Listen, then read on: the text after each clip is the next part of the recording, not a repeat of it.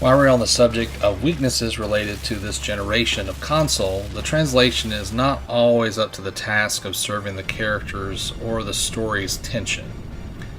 I'm sure voice acting was never on the table, but considering the more limited presentation of the story, having good voice work could really elevate the experience into something truly memorable.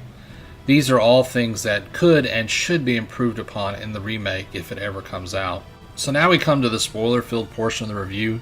If you intend to play the game based on my recommendations, I encourage you not to continue further into this video. The story of this game revolves around the recovery/destruction of Midas.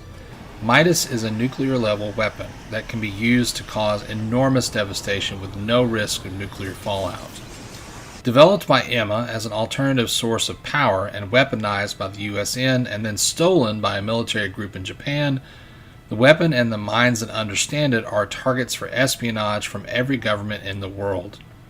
Depending on whether you help Ryogo or not, you will side with one of two political factions.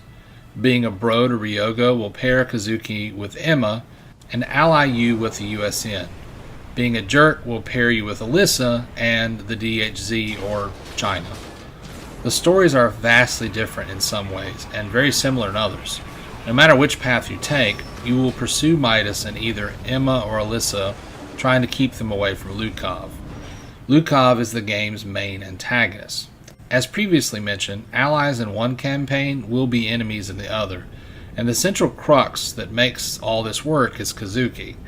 Kazuki is a standard flat arc protagonist. He represents the ideal paragon in the world of shades of gray he inhabits. He inspires all the characters he spends any time with to be better people. This archetype serves the dual campaign structure well, and while some might find it cliché or uninteresting, like many characters of this archetype, the intrigue is seeing how Kazuki reacts and changes those around him, not how he himself changes. If you want more info on the use of this archetype in video games and storytelling in general, see my character study video on Sora from Kingdom Hearts. I'll link it down in the description. As an antagonist, Lukov does the exact opposite of Kazuki in the story. Everywhere he goes, he causes chaos, and every person he interacts with goes down a darker path, or is destroyed. Kazuki can see the good in anyone because in his mind people are inherently good, but Lukov sees himself as a superior being and all others around him as inherently trash or tools for his destruction.